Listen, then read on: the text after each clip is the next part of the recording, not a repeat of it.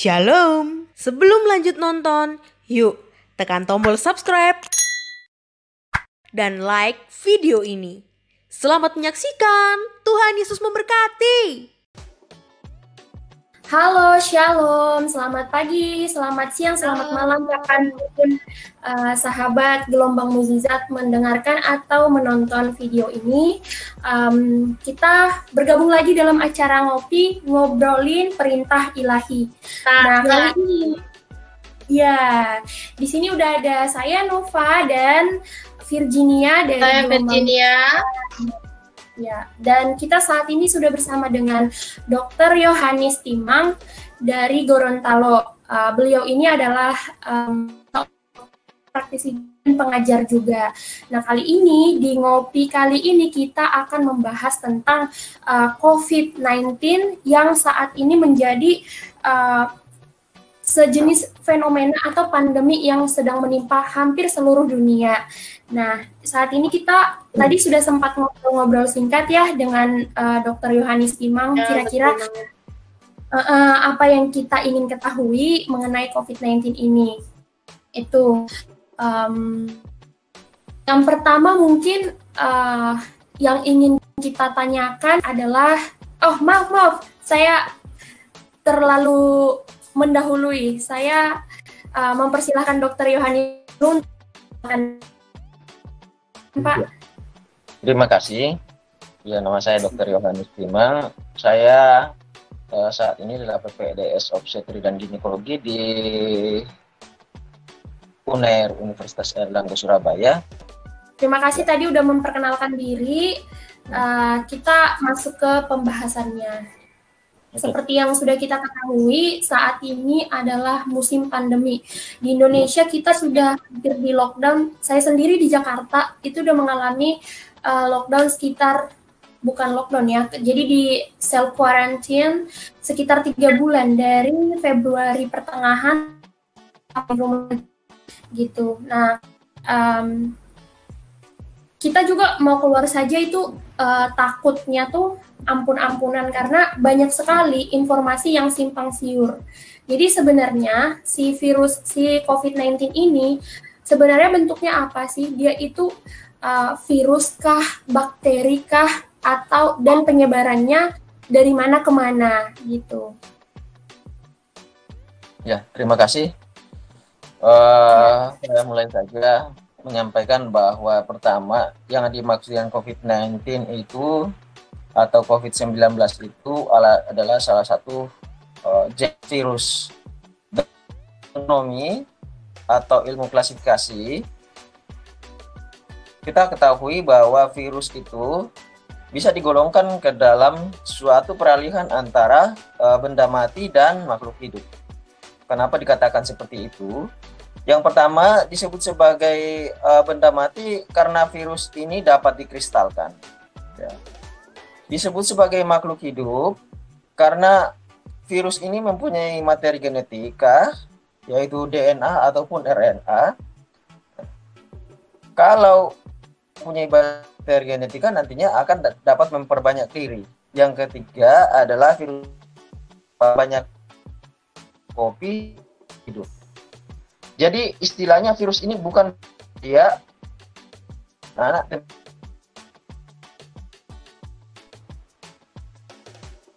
virus COVID ini termasuk salah satu jenis yang disebut sebagai virus corona, berbeda dengan virus lain dalam taksonomi. Virus corona ini mempunyai tambahan di luar kapsid proteinnya, namanya crown, dan karbohidrat. Jadi intinya virus itu ada dua bagian saja. Intinya di bagian yang paling dalam itu materi genetikanya. Dibungkus bagian luar itu namanya kapsid atau selubung protein. Tapi pada virus corona ini ada tambahan di luarnya lagi namanya crown. Itu yang memperkuat dia. Di satu sisi tambahan di luar itu memperkuat virus corona, tapi di sisi lain dia mudah dibersihkan dengan menggunakan sabun atau klorin. jaringan lemak itu mudah dibersihkan dengan sabun. Nah itu dia. Jadi pada saat dipakaikan sabun ya itu rusak dia jaringannya. Nah, virus corona atau COVID-19 ini merupakan bagian dari virus corona yang sudah ada sejak dari dulu. Pernah juga ada yang mengalami pandemi, dunia mengalami pandemi dulu pada tahun 1800-an kalau saya tidak salah, ada namanya flu Spanyol.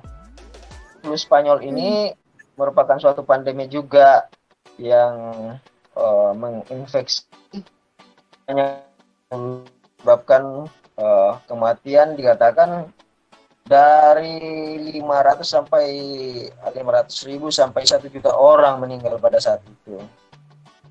Ya, di seluruh dunia. Ya, dan menginfeksi sekitar 1/3 dari penduduk dunia.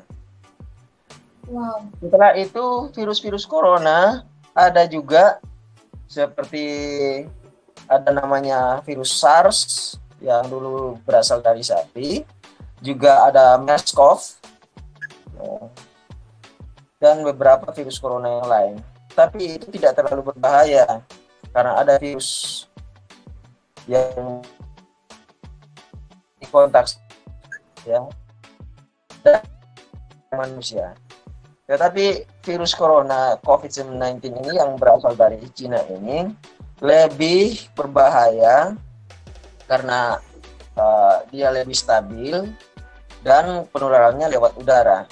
Nah, banyak orang yang berpikir bahwa setelah virus corona tidak berada di dalam sel tubuh, dia akan mati karena dia hanya bisa memperbanyak diri dalam sel tubuh. Ya.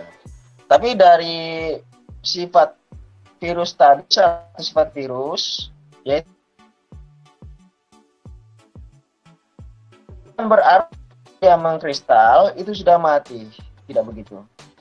Ketika dia mendapati sel hidup lagi, maka virus yang mengkristal ini dapat kembali memperbanyak kopi.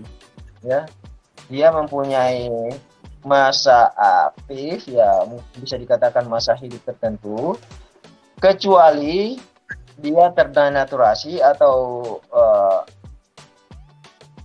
dihancurkan oleh klorin atau oleh sabun tadi, ya, atau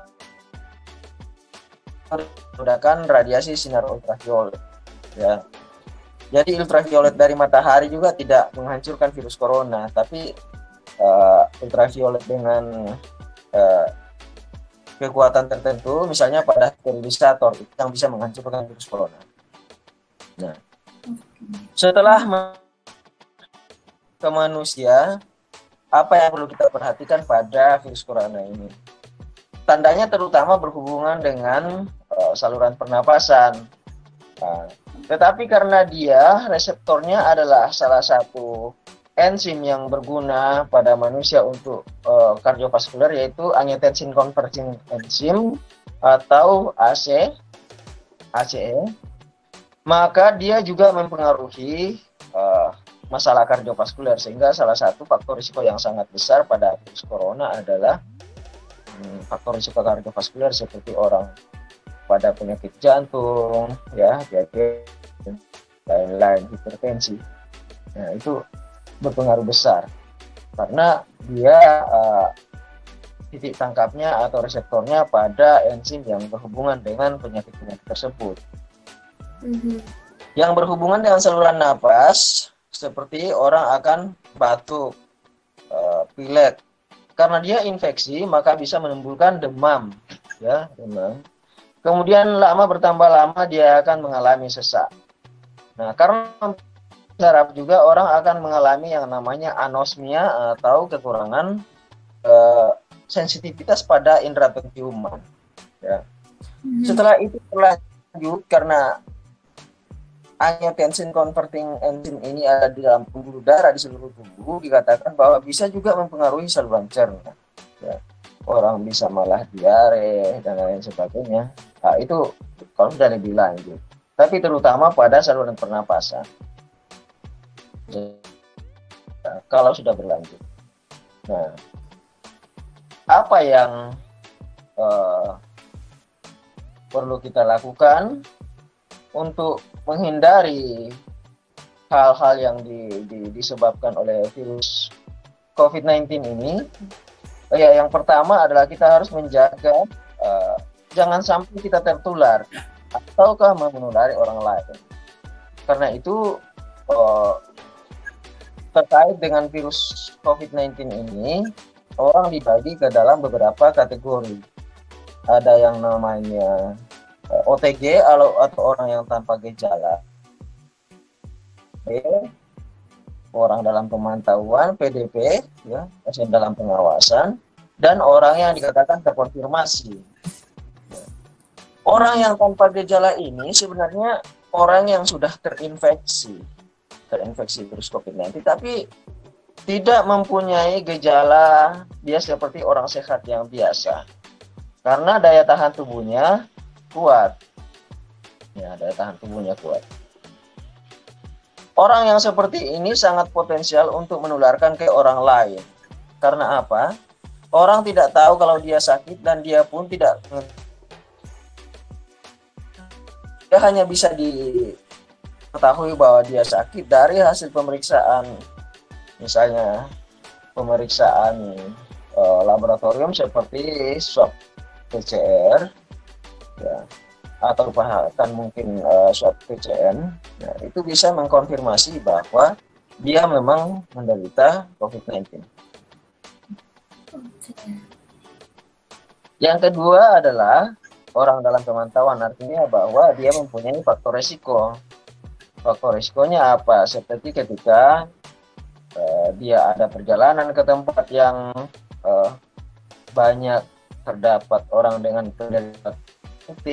Kalau sekarang ini sudah terjadi transmisi lokal, orang tidak perlu lagi ke Cina untuk mendapatkan penyakit ini, karena kita ketahui semua bahwa ini berasal dari Cina, ya, dari Wuhan pada mulanya.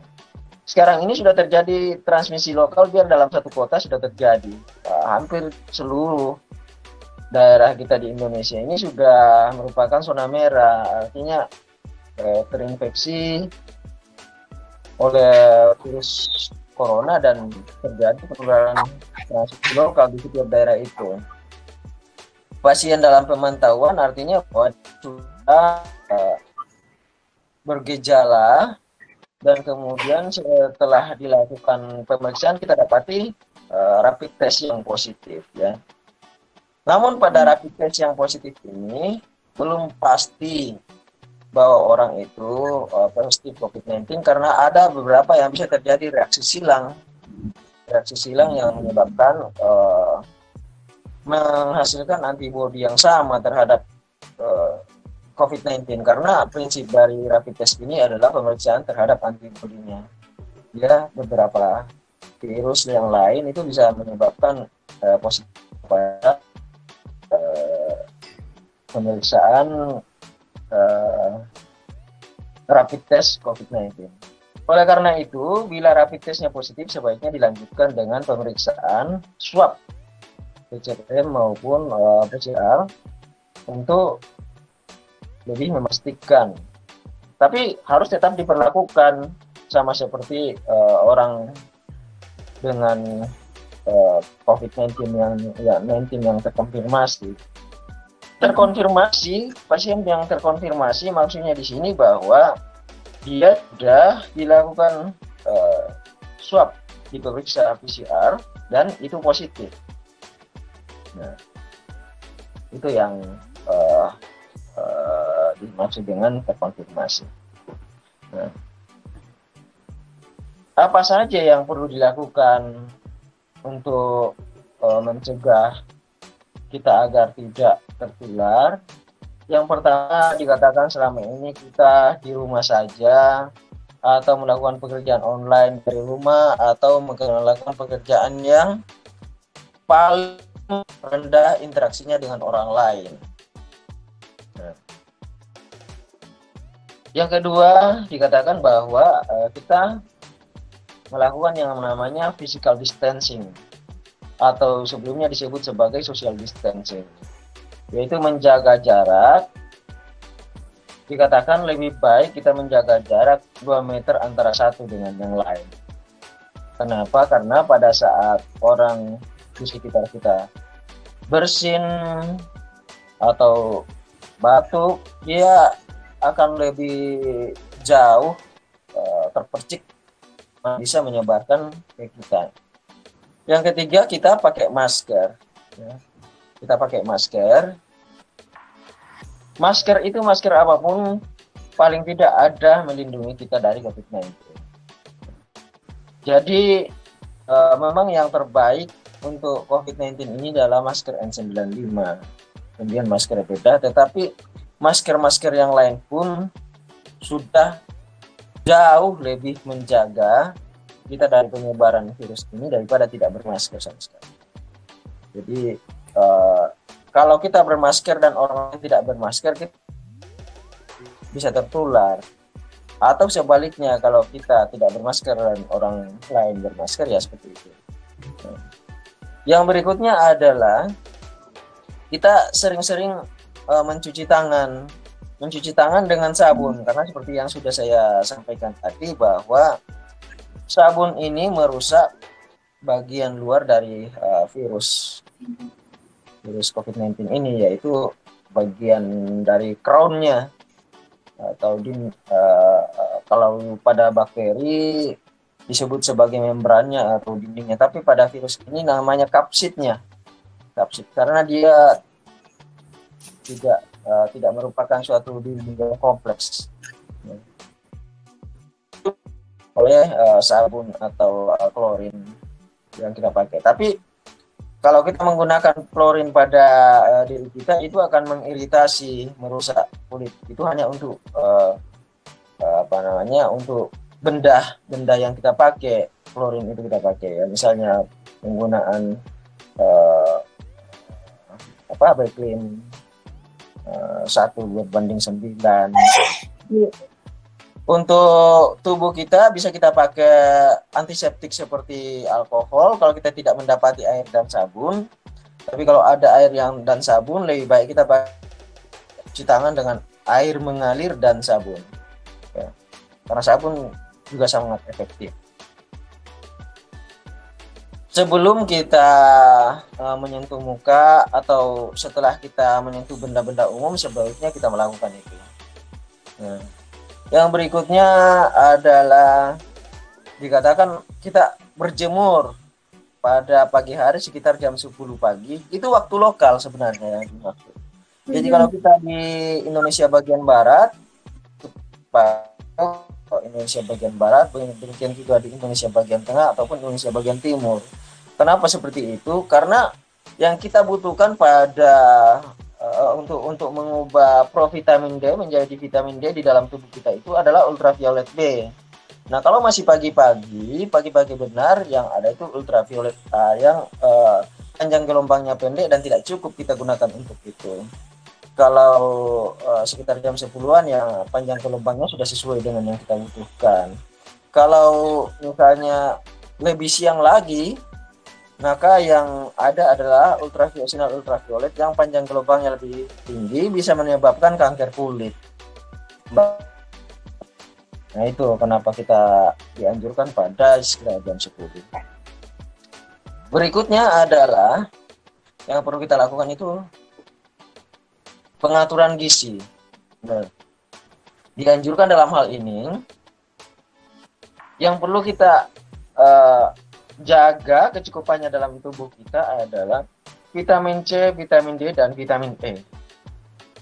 Vitamin C itu vitamin yang larut dalam air. Jadi kalau agak banyak dosisnya, kalau tinggi dosisnya, kita minum banyak air putih bisa keluar lewat saluran kencing, lewat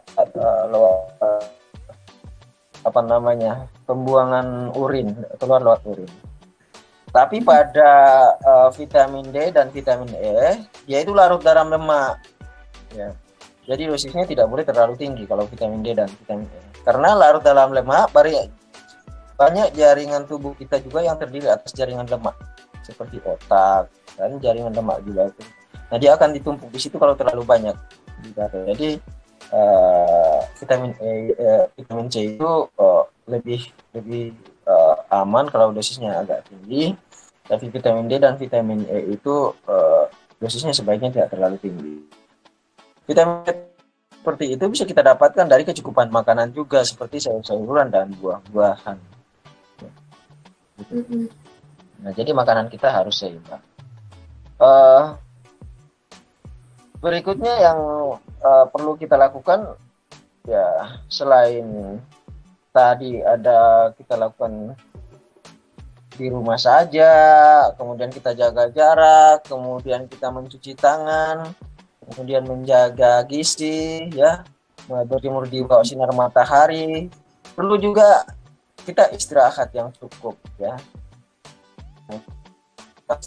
karena stres yang berlebihan itu juga bisa menurunkan daya tahan tubuh, ya, dengan dikeluarkannya hormon-hormon stres seperti dopamin. Tetapi pada saat orang tidak terlalu stres, maka hormon-hormon yang meningkatkan daya tahan tubuh seperti endorfin itu dikeluarkan, sehingga orang tidak mudah terserang penyakit, ya. Jadi ini masih sangat penting untuk kita lakukan sebenarnya, ya, menjaga supaya jangan saya perlu lakukan sampai saat ini. Terus untuk pengobatannya seperti yang disampaikan itu, bahwa ada memang beberapa antiviral atau antivirus yang direkomendasikan, ya, direkomendasikan beberapa rekomendasinya. Umumnya dikombinasi dengan antibiotik juga.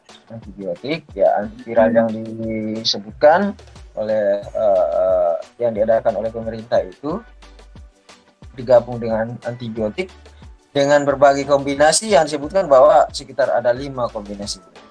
Ya, memang, ya, banyak yang bisa sembuh, tapi masih banyak juga yang tidak bisa kita sembuhkan. Ya, sekitar saat ini sudah 40 dokter lebih yang saya tahu ada sempat meninggal karena COVID-19. Di luar itu masih banyak juga tenaga kesehatan lain yang meninggal karena COVID-19.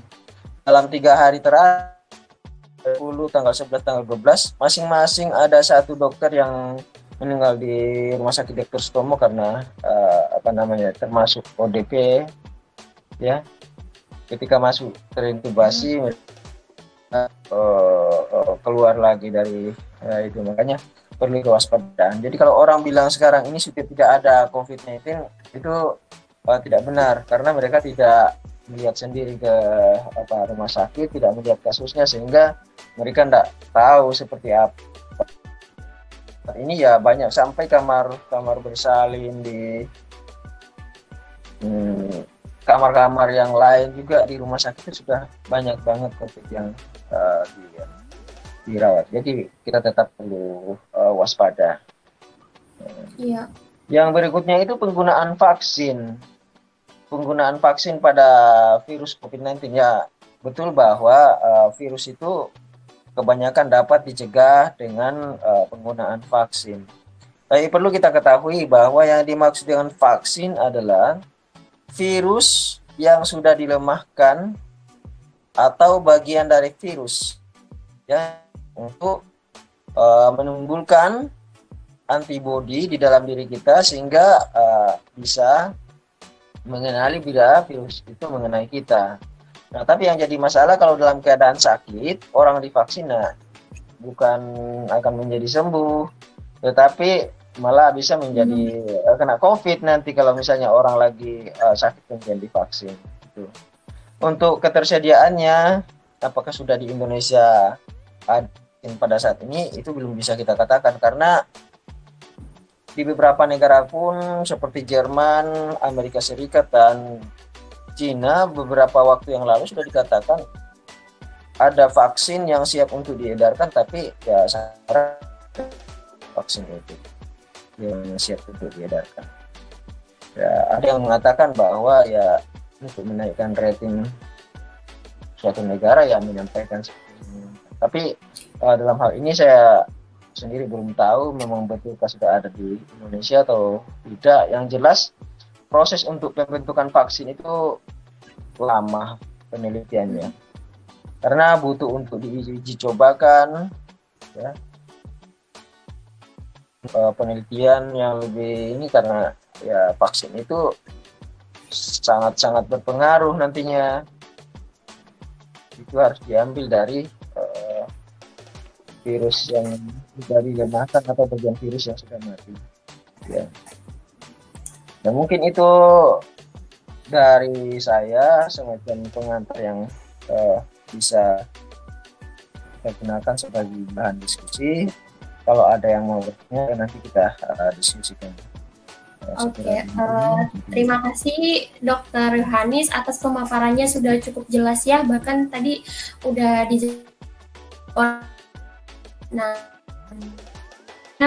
dokter, kita flashback lagi ke pembahasan awal. Dokter kan sempat menyampaikan kalau virus ini menyebar lewat udara, gitu kan. Berarti selama di udara dia sebelum nyampe ke orang itu kan berarti ada jedanya, ada tempo waktunya gitu dokter, dia bertahan di udara. Nah virus ini kira-kira itu bertahan di udara tuh seberapa lama? Ya, jadi dikatakan bahwa virus ini bukan menular lewat udara ya. Jadi saya sampaikan bahwa menurut referensi yang saya dapatkan bahwa bukan menular lewat. Jadi kan ada virus. Tidak seperti itu. Jadi jangan terlalu panik dan takut bahwa dia menular lewat udara, tidak. Virus ini menular lewat saluran pernapasan dan juga menular lewat kontak fisik. Ya. Kontak fisik. Ya, kontak fisik. Jadi virus ini berasal dari saluran pernapasan. Ketika orang berbicara, bisa sampai 1 meter atau 1,5 meter keluar dari mulutnya.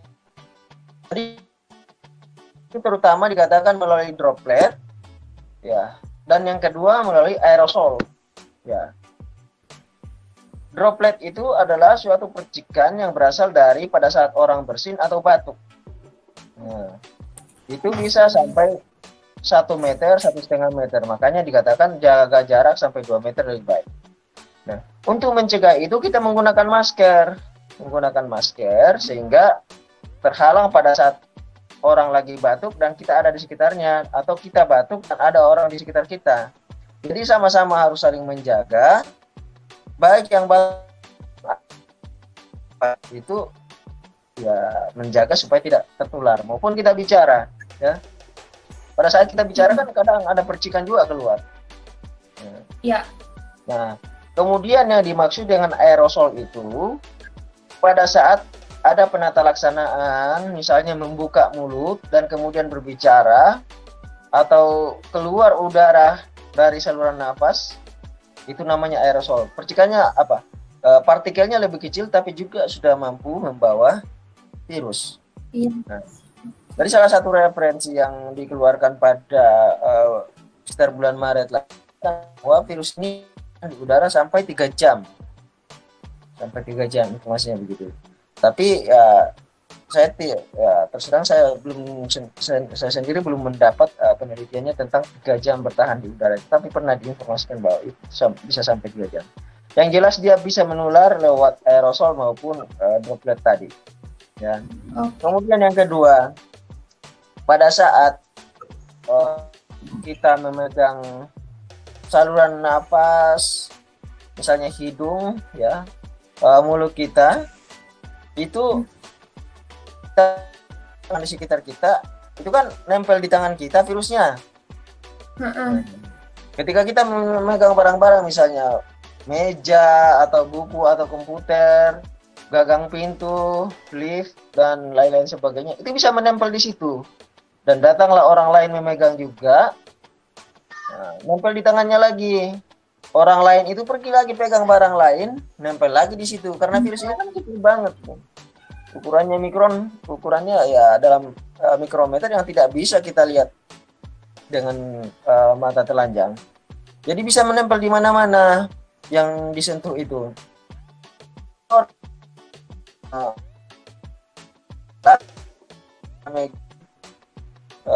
Saluran napasnya megang muka, hidung, ya mulut ya nempel lagi di situ, kemudian terhirup lagi, ya masuk lagi. Nah, itu bisa. Jadi bukan cuma di udara didapatkan ya misalnya ya. Port the entry atau tempat masuknya itu bisa melalui mata, selaput lendir mata ya atau kornea, bisa melalui hidung dan mulut, dan terutama melalui hidung. Ya. Dan virus ini juga sudah diisolasi, baik ada di dalam darah, di dalam feses, ya, ada di situ didapatkan.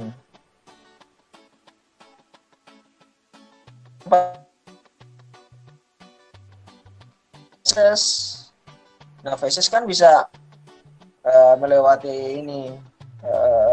Kalau misalnya kita ada di toilet umum itu, ya lebih baik kita jaga kebersihan kita supaya tidak tertular. Nah, itu yang kita bisa dapatkan dari situ.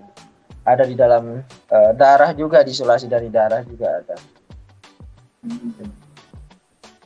Oke, terima kasih dokter. Ini semakin memberi gambaran nih kepada sahabat Mukjizat kalau kita kemana-mana, meski nih dokter tetap hand sanitizer, menghindari dulu tempat-tempat umum yang kalau terpaksa aja, misalnya ke supermarket atau kembali ke sekolah, kayak kita kan masih harus sekolah gitu, kuliah. Nah, tapi sisanya mohon sahabat Mukjizat ditahan-tahan dulu nih. Tuhan udah kasih berkat, sekarang kan udah mulai menurun nih jumlah kenaikan terinfeksinya gitu perharinya gitu. Walaupun sejak PSBB dicabut kemarin itu masih tetap ada kenaikan kan, cuman nggak terlalu signifikan seperti 2 bulan lalu gitu. Nah, yang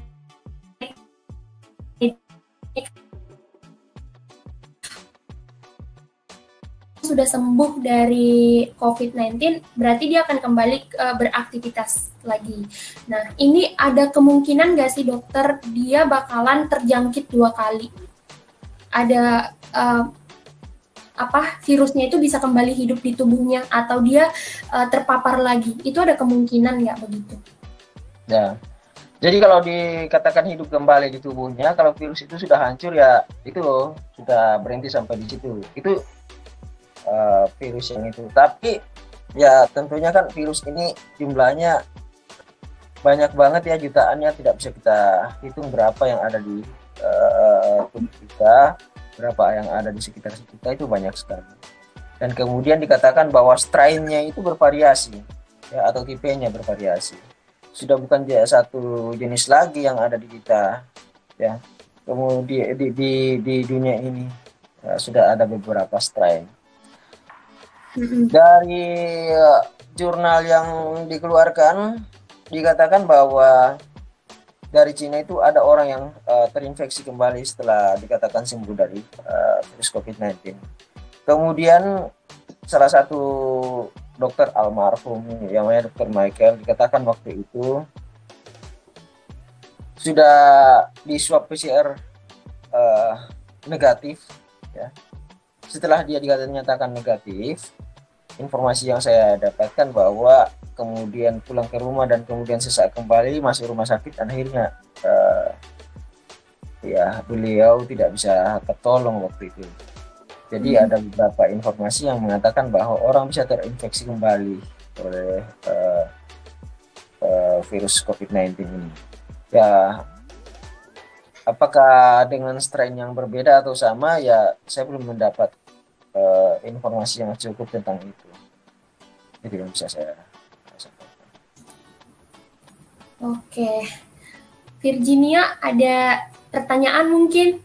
Ya, kalau boleh tahu nih, dokter kan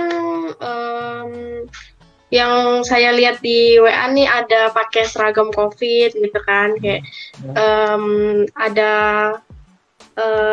pakai semua apa namanya properti diri ya, perlindungan diri gitu ya, kayak tenaga medis pada umumnya. Nah itu kalau boleh tahu dokter bertugas atau ditugaskan di mana ya dok? Oh iya, jadi setiap keluar rumah itu kita wajib pakai masker ya. Saya keluar rumah saya mesti pakai masker dan kacamata karena saya tahu bahwa di luar sana itu kita tidak tahu apa kita atau kita akan tertular dari orang lain. Jadi kita tahu diri kita sendiri ini itu positif membawa COVID atau tidak, karena kita jarang diperiksa kan. Apalagi orang-orang di luar negara medis memeriksakan diri. Memeriksakan diri. Bahkan mungkin jadi ya kita perlu menggunakan alat pelindung diri. Kalau kita di tempat yang sangat berisiko, misalnya tenaga medis, ya kita sudah diwajibkan untuk menggunakan alat pelindung diri. Ada level-level tertentu. Ya, jadi kita itu menggunakan alat pelindung diri, baik itu menangani pasien umum di poli yang dikatakan tidak ada pasien COVID, maupun di ruangan, tetap kita menggunakan alat pelindung diri. Nah, kita menggunakan coverall, kita menggunakan face shield, menggunakan face shield itu ya pelindung muka. Kemudian kita menggunakan masker bedah minimal kalau di rumah sakit. Ya kalau lebih ke berisiko kita menggunakan masker N95. Ya. Pada saat menangani pasien COVID lebih ketat lagi. Berapa lama sih sebenarnya hasil tes darah itu? Itu tergantung dari ininya, atau yang diambil darahnya itu cepat aja, tapi itu rapid test maksudnya ya. Saja bisa dalam waktu hitungan hari atau jam. Kalau rapid test itu yang saya bilang tadi, kalau rapid test itu belum pasti, tapi sudah harus diperlakukan sebagai pasien COVID karena sudah sangat berisiko. Dia harus ditaruh di ruang ditempatkan di ruang isolasi. Untuk mengkonfirmasi biasanya dilakukan swab PCR. PCR itu agak lebih lama biasanya. Ya kalau di bisa sini waktu berapa? Kami di sini dalam hitungan hari, kadang mungkin sampai hitungan beberapa hari baru keluar kalau swab PCR. Itu lebih mengkonfirmasi. Jadi tidak langsung pada hari itu juga keluar 2-3 hari. Ya. Berarti itu lebih dari 3 hari. Tidak mungkin sekitar itu ya, tergantung dari senternya masing-masing mungkin ya, atau tergantung mungkin antriannya di situ. Saya tidak tahu pasti, yang jelas itu tidak langsung keluar pada hari itu juga. Yang berikutnya, untuk luka operasi tadi, operasi itu baik ya. Satu hari setelah dilakukan operasi, orang sudah bisa miring kanan kiri. Kalau tidak ada gangguan ya orang bisa duduk-duduk. Nah, kalau hari kedua ya sudah bisa mulai, kalau misalnya tidak ada gangguan. Ini kan operasi sesar ya? Iya, operasi sesar, dan itu di dalamnya kan ada gangguan kebetulan tadi katanya. Nah, lendirnya itu di perut itu maksudnya lendir bagaimana? Saya kurang mengerti kalau dikatakan ada lendir di perut. Lendir di perut atau di saluran napas? Karena kalau dalam kita tidak tahu, saya belum mengerti kalau yang dimaksud dengan lendir di perut itu gimana. Tapi yang jelas biasanya kalau orang di operasi sesar itu kalau kondisinya baik, kalau sudah hari kedua sudah bisa mulai dimobilisasi ya. Kalau operasi sesar yang normal, kalau bagus hasilnya, tidak ada komplikasi. Tapi dengan adanya COVID tadi ya mungkin akan lebih panjang, lebih lama untuk perawatannya. Terus dokter, kalau misalnya orang nih yang udah di ruang isolasi gitu, dia mengalami kan gangguan pernafasan gitu. Kira-kira sebaiknya tuh ada nggak sih tips dan trik buat orang yang sudah mengalami gangguan pernafasan dan dia ada di isolasi supaya dia mempermudah sistem pernafasannya dia? Ada tipsnya nggak? Memang sebenarnya orang dengan sesak itu lebih baik kalau dia ini posisi setengah duduk atau duduk, ya, dengan pemberian oksigen lebih baik ya. Kalau karena biasanya orang dengan sesak itu kalau dia berbaring terlentang di bawah dia akan terasa sesak, ditambah sesak karena ya dadanya akan tertekan oleh organ dari perut sehingga dia bertambah sesak. Tapi kalau misalnya dalam posisi setengah duduk atau posisi duduk itu akan lebih baik. Tapi pada hari kedua dengan orang post operasi tadi saya sudah bisa untuk duduk. Nah, nanti dikonfirmasi ke dokternya yang ada di situ. Oke. Terima kasih dokter. Terus ada lagi nih satu lagi yang mau saya tanyakan. Ini general sih sebenarnya. Kalau misalnya kita sebagai pasien COVID nih, kan kita mungkin obat terus-menerus bisa masuk. Cuman ada beberapa orang yang saya dengar dan artikel yang saya baca itu mereka mengonsumsi rempah-rempah gitu. Apakah memang secara ilmiah, secara ilmu kedokteran ini rempah-rempah itu bisa membantu gitu, dokter? Dan intinya kalau misalnya membantu rempah-rempah apa? Gitu. Ya, intinya sebenarnya untuk penyakit virus pada umumnya, cara untuk melawan itu ya meningkatkan daya tahan tubuh. Ya. Jadi kita menjaga daya tahan tubuh kita, entah itu dari rempah-rempah atau entah itu dari sumber protein, makanan yang seimbang, itu akan bisa melawan. Tapi itu tidak bisa kita katakan sebagai obat COVID, karena secara umum virus itu bisa diatasi dengan meningkatkan daya tahan tubuh kita. Tapi bukan berarti ya dengan makan atau mengkonsumsi obat itu kita sudah akan sembuh dari COVID, ya. Tapi karena itu ya, sebagai memperkuat imun tubuh kita aja begitu ya? Iya, meningkatkan daya tahan tubuh. Jadi tidak bisa kita sebut secara spesifik bahwa itu obat COVID, tidak. Oke. Baiklah dokter, terima kasih untuk sharingnya yang sudah sangat panjang dan memberikan sangat insightful lah ke kita, karena selama ini kan masih mengawang-awang nih kenapa tidak sedetail yang dokter tadi udah sampaikan ke kita semua. Jadi sahabat Gelombang Mukjizat juga bisa mendengarkan, mengulang kembali atau share ke keluarga, teman-teman gimana sebenarnya COVID ini sebenarnya apa gitu. Meskipun di luar sana kan banyak yang mengira COVID ini tuh sebenarnya ini terpaan media sih ya. Jadi seperti yang saya alami gitu. Ada beberapa teman-teman saya yang ngeyel gitu dokter kalau dibilangin, kayak misalnya dia lebih mempercaya COVID ini sebenarnya konspirasi. Jadi mereka lebih tidak bisa membedakan mana yang harus dipercaya atau enggak. Tapi dengan adanya penjelasan dokter ini kita tahu sebenarnya secara ilmiah ini si virus ini bisa dibuktikan dia bisa dites seperti ini, sistem penyebarannya tadi lewat sentuhan, tapi bisa bertahan juga, bisa menyebar lewat kalau orang bersin, kalau kita jaraknya dekat, kita bisa kena gitu ya sederhananya, tetapi komplitnya tadi dokter sudah jelaskan begitu. Terus sebagai penutup saja, saya tadi udah menyimpulkan beberapa kayak yang dokter sudah bilang, sebenarnya virus ini vaksinnya kan belum, kalau orang yang sakit malah divaksin malah bisa kena gitu kan.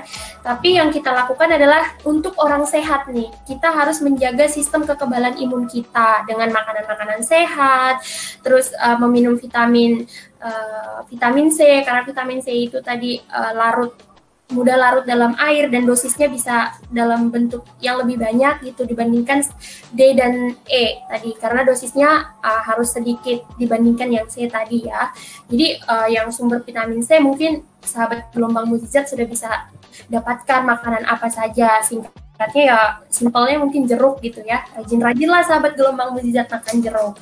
Terus sekarang new normal nih, kita harus mensyukuri karena Tuhan memberikan kita kesempatan kembali beraktivitas, kembali sekolah, kembali kuliah, kembali kerja, dan ini sebuah semangat baru kan, Tuhan udah kasih kesempatan. Tapi jangan sampai disia-siakan sahabat gelombang mukjizat, karena kalau sampai salah arah lagi, ada kemungkinan kita bisa terpapar kembali seperti yang sudah ada di artikel-artikel, atau nggak terpapar kembali, atau bisa kena virus lain gitu. Jadi kita harus tetap mengikuti peraturan-peraturan yang berlaku, menggunakan masker yang kedap udara, kalau bisa menggunakan kacamata, kalau naik transportasi online yang motor pakai helm sendiri gitu, pakai baju panjang tangan, pakai celana panjang, pakai sepatu, sampai rumah jangan kemana-mana dulu, jangan sentuh apa-apa dulu.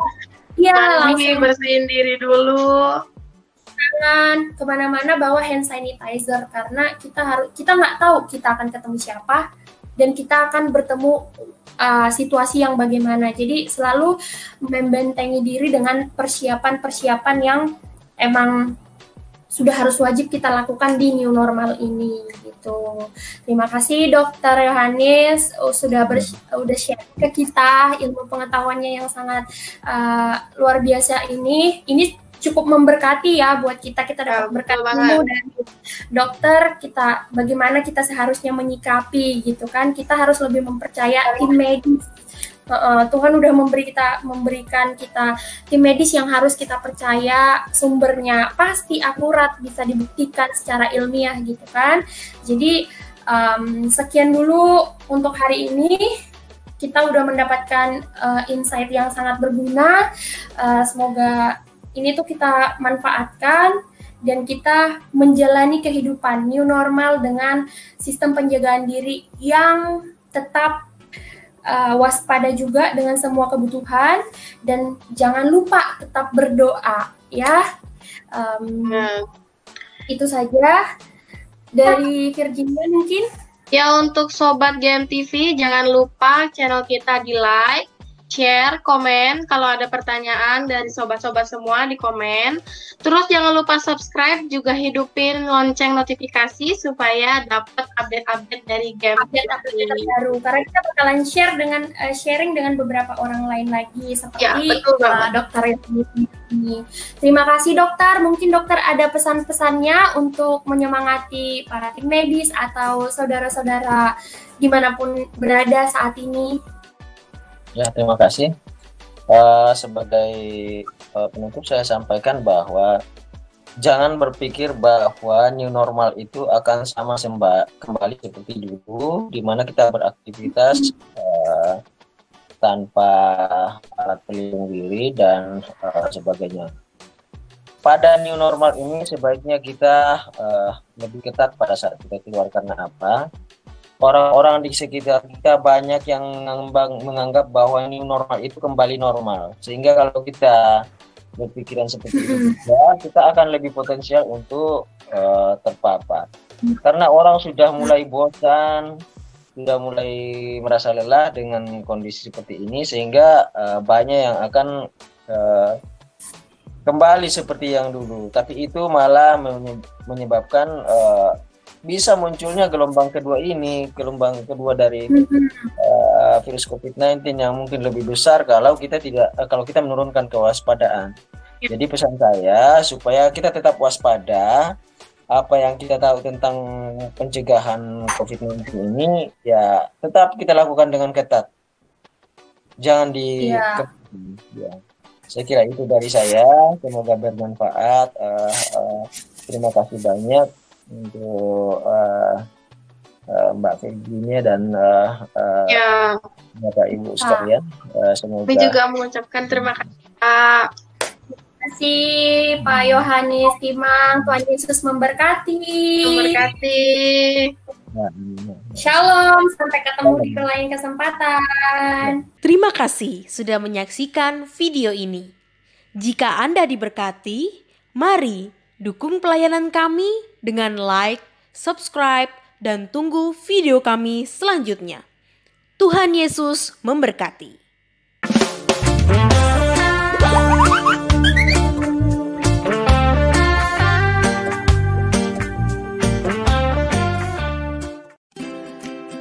jadi orang Kristen, pengen dong diakuin juga. Ya semacam identitas kalau aku Kristen. Tapi mau beli kalung, beli Alkitab, di mana ya?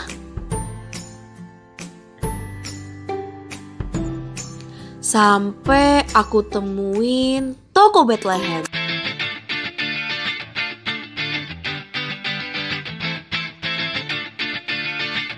Ayo, Bethlehem sekarang!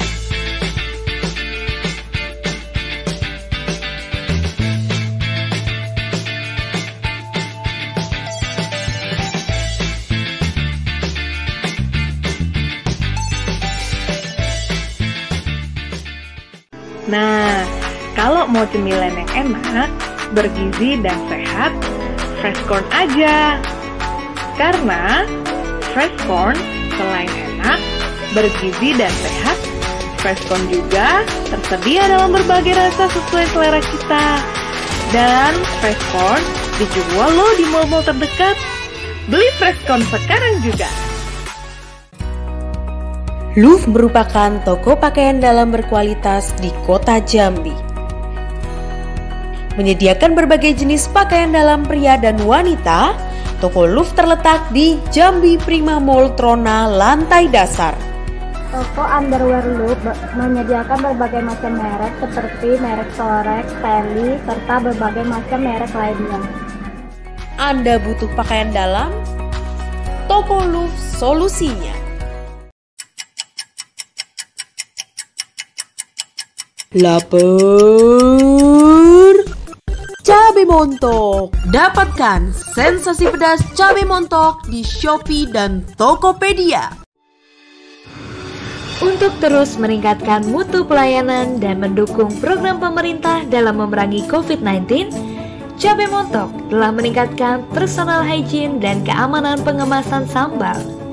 Dimulai dari menggunakan antiseptik sebelum melakukan produksi dan pengemasan, dan memasukkan sambal ke dalam plastik makanan untuk menghindari kebocoran. Dan setelah itu kami juga masih menutup dengan aluminium foil agar semakin aman dan juga terhindar dari bakteri.